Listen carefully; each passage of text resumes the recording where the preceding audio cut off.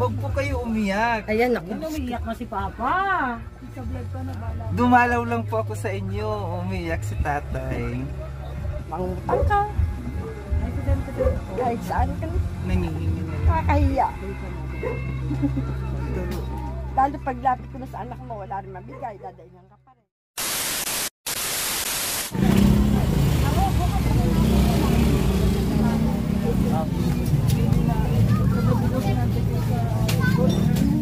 Lahat ng mga sira at mga basag. Pumili na tayo. Pumili na.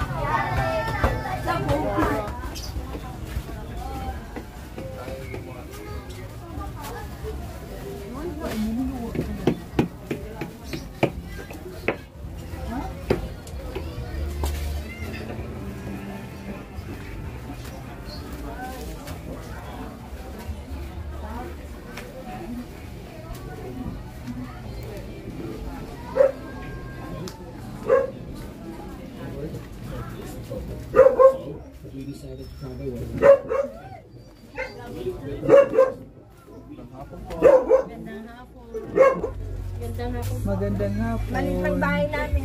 Okay lang po. Sige po, pasok din. Bye. Ay po. Hello. Hello po. Ay, thank you, Lord. Meron na nakailang beses na siya.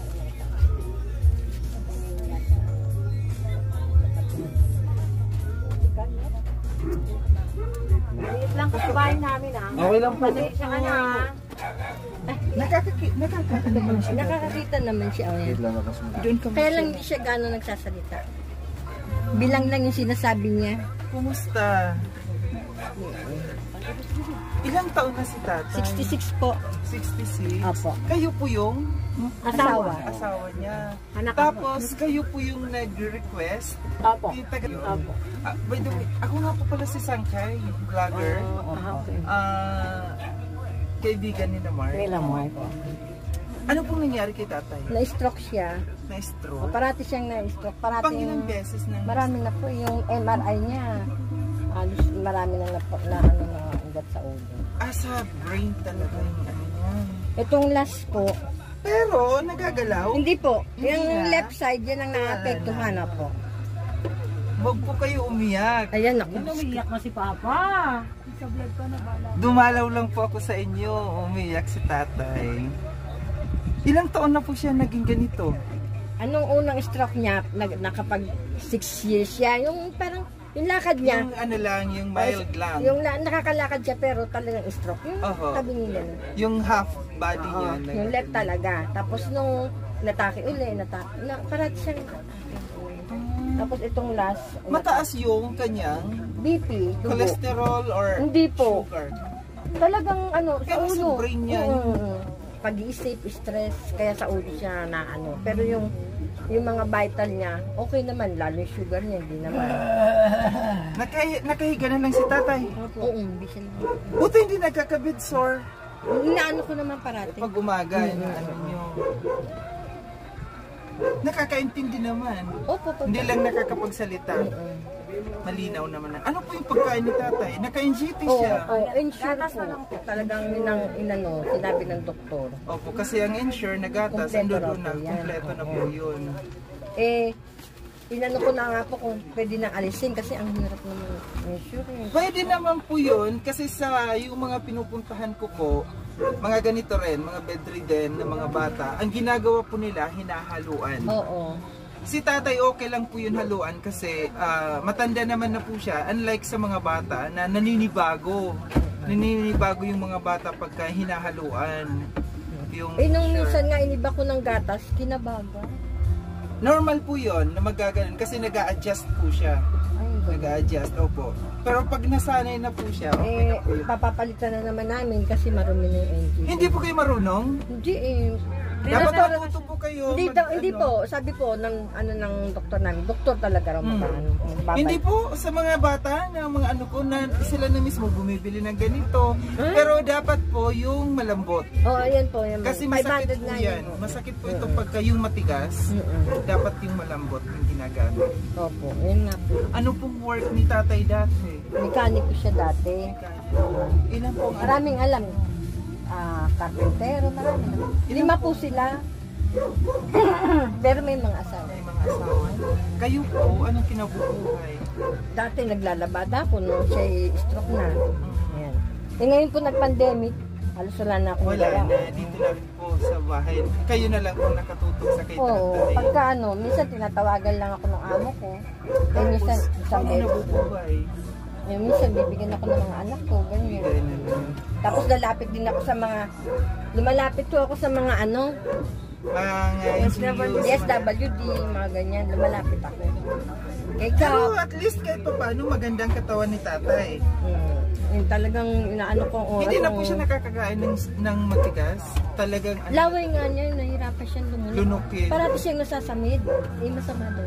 Opo, dapat talaga hindi nyo inaano yun na masasamid siya. Kasi isa yun na magiging cause. Parati nga siya nasasamid ngayon eh. Tapos sinisinok po. Ano kaya yun? Saka dapat babasa-basain niyo yung niya, yung labi niya kasi ganyan na nagkakaano siya. Parati naman. Ngayon naman. Paano po yun na? Yung insure. Ito po may dala ko. Ito po yun. Ito yung insure. At saka ito diaper. Ay, thank you po. Parehas no? Parehas ng diaper na ano. Tama po ba? Yung large po. Large? Opo. Tapos, alam ko mahal ito. Itong gatas na ito. Kasi mostly ito din ang nire-request sa akin sa mga bata. Kaya nga po may idea ako. Yung sinasabi na hinahaluan nila. Anong dapat na ihalo? Pwedeng Bear Brand, yung adult. Yung ganon? Opo, hahaluan ninyo. Kasi alam ko mahal po ito kasi nasa 3,000 plus po itong ano. So paano nakakasurvive? Meron po siyang pack na 386. May pack din. Opo, kaya lang sa isang araw, 2 din na nauubos namin. Mas makakatipid siguro pagka ganito. Hindi ko lang po alam. Hindi ko pa na-try yung ganyan. So vanilla talaga? Vanilla yung flavor niya? Opo. May regalo ako sa iyo. Huwag po kayo umiyak. Tumutulo ang luha ni tatay. May pasalubong ako sa iyo. Gatas. Ito po'y galing sa aking sponsor. Maraming salamat kay Mamita ng San Diego. Nandito ako ngayon sa isang bedridden. Nakarating po sa akin na nag-request yung anak po niya. Nag-request sa kaibigan ko. Kaya pinuntahan ko po dito. Anong province niyo? Bicol po siya. Bicol. Kayo? Batangas po ako. Batangas. Pero dyan na kami sa Maynila. Dito po nangungupahan ka? Hindi naman po. Ano lang po ito. Maliit lang sa inyo? At least kahit pa pinatira nung tiyahin niya lang. Hindi na kayo nag-uupa pa. Ang konsumo na lang yung pagkain, kuryente, tubig. Pero mainit. Buti si tatay kaya. Ni tatay Opo, maghapon yung aking electric pananampatayan. Nasira na nga isa. Pero buti kayo, hindi nyo pinoproblema yung ganitong sitwasyon. Naku, anong hindi po? Bakit po? Nasa itsura po nyo, hindi kayo ko, masyado. sabi nyo lang po yun, pero marunong lang magdala si nanay. inside talaga Dinadala na nila, maayos nila. Paano gahirap ang buhay? Mahirap. halos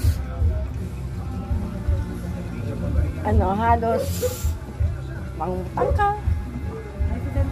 Kahit saan ka na. Nangihingi na lang. Nakakahiya. Lalo paglapit ko na sa anak mo, wala rin mabigay, dadainan ka pa rin, di ba? Lalo ito. Itong isa ko panganay, maraming anak. Wala, puro na ako utang mo dito. So mahirap po talaga. Mahirap na tapos may ganito pa. So po yun yung, pero alam niyo po, lahat naman po ng ito ay pagsubok sa atin ng Panginoon, no? Makakaraos din, pero wag lang bibitaw. Dasal lang. Diba tayo? Kasi lahat naman tayo, pero kanya-kanya. Iba-iba lang yung mga natin, problema natin sa buhay. Lumalapit to ako sa government, ganyan. Sa kay PM, yan. Nandyan, no. Tapos sa barangay. Buti na hindi kayo bumibitaw. Okay lang. Basta malakas ako, okay lang yan. No? Kakayanin. Ay, labada pa nga ako. Yun eh, pagka may nagpalabada, nung pagka isang beses isang linggo, Sabado, mamamalansya ako. Yun lang. 500, wala. Pag nauwi ko, wala na. Gamot lang yun. Gamot, kasi may gamot din. May gamot din. Ay, yung mga gamot niya? Erbisartan, at saka amlodipine, at saka pinagbabiodiesel ko na lang siya para walang aspirin? Hindi po. Wala pong binigay sa mga Sa puso, di ba wala? Sa lang siya. Sa high blood. Sa cholesterol? Wala po. Sa high blood lang po. Meron siyang clopidogrel para daw po yung aspirin. Oo. Pampaano sa dugo? Opo. Nung ito na to, kasi parating na puputok yung ugat niya sa ulo. Aneurysm yung mangyayari doon pagka Nung ito lang bago siya naratay, nakakalakad-lakad na yan. May tungkol lang, ganyan. Tapos inatakin ko nung huli nga, hindi na siya halos makatayo. Yung kanan naman, naapekto na rin. Kaya dalawa ng stroke niya, ang pipe ng katawan niya. Sa ulo siya, wala naman sa cholesterol niya, parang depress siya. Yung parang stress talaga. Pag-isip, advance niya na yung niya, nawala pa, ganyan. Mahirap talaga pagka mahirap ang buhay, tapos mag-iisip ka na paano mabubuhay. Ganun siguro. Stroke siya, na nakakalakad, sasabi niya, magtitinda na lang ako. No? Dati kasi ganun na siya stroke, na nag-fishball kami sa simenteryo. Nag-fishball kami, may kariton siya. Hindi na rin niya nakaya na kaya huminto na lang din. Kasi minsan pag naabuso ang katawan natin, alam natin na may sakit na tayo, tapos ganun pa rin, naabuso na pagka ganun. So hindi natin nakalain ang buhay ganito, hindi natin naisip niyo ba yon nung mga panahon na yon? Hindi mo akalain na nararanasan mo pala yung ganyan. Pero alam naman natin na lahat ay mga pagsubok lang. Nga yan 60 years old siya nag-start ng ganyan. Tuwan-tuwa na siya kasi 60 years old na siya. May-enjoy niya na yung 60 niya, manood ng sine, libreng, discounted sa mga hindi niya na-enjoy. Pagka 60 niya, 66 po. 66, so 6 years na siyang ganito. Kahit papaano malakas, lumalaban si tatay. For 6 years, mahaba na po yan. Kaya nga iba sabi ko, nag-hemorrhage, acute hemorrhage cerebral. Acute cerebral hemorrhage ang niya, ang findings kanya. Tapos nag-MRI. Alam niyo po, nag-MRI, di ba lahat MRI? Sa Quirino po kami. Nilalapit ko sa malasakit. Kaya 0-0 kami. Malabas kami ng ospital, walang binabas. Tatay, pagaling kayo. Mahaba pa ang buhay ninyo. Basta tulungan niyo lang ang sarili po ninyo. So ganito na lang po kayo dito. Ilan kayo dito na nakatira sa... Kami lang dalawa kasi mga nakabukod na sila. Mga nakabukod na. Kaya ako hirap na hirap magbuhat. Mahirap po yun. Magbuhat sa inyo. Sa kanya. Feeling nyo lang wala akong pero... Ilang taon na po kayo? 60 ho. Kasi 61 ako sa December. Pero believe po ako sa iyo kasi alam ko na kaya niyong i-handle ng maayos kasi hindi nakikita sa ninyo. Yun nga sabi nila. Tanggapin na lang natin. Ganito, wala na tayong magagawa. Ito na. Hirap pag binibisan ko na pagdudumi, yun ang mahirap. Ang likod ko na halos nababali ng kakamuha. Wala po kayong anak na lalaki? Isa, pero nakabukod na rin. Asawa na sila. Tapos ang mga anak na mahihirap din. Nagsasalita si tatay. So ganun po hindi pwede, pero yung iba po, yung biniblender na mga wala, biniblender ng mga prutas. May nag-advise, malunggay daw ilaga. Malunggay? Ilaga, then painom sa kanya. Ang gawa ko naman, minimix ko siya sa gatas. Siya ang pinaka-water, yung tubig niya. So yung ganito po nanay, na gatas ni tatay, hindi talaga kayo nag-skip. Ito talagang gatas niya. O kasi kaya pala, ganito ang iyon, katawan niya. Kasi ito yung gatas niya. Mula nang lumabas kami talagang kahit wala akong pera, ikot na ako ng pautang dyan. Paut. 500 isang sunod. Ngayon, meron akong pending na 3,000 na utang. Naiyan na ako lumabas kasi patubuan din. Tinutubuan ko lang. Wala akong maitas. Kaya nga minsan sabi, produce mo naman ako ng gano'n. Kasi tumutubo yung pera, sayang yung pera. Tatay.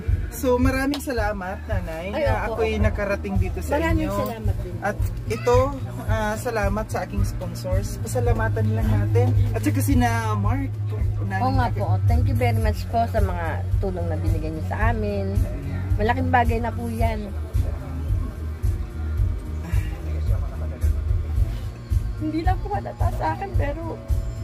Nanay, may ibang tumutulong sa inyo? Wala. Minsan pagkatatawag kami sa bagong silang sa kapatid niya. Kasi isang kapatid din niya, stroke din. Dalawa silang stroke. Nagbibigay din sa amin. Ikagaya niya, binigay sa amin. Ito lang last na.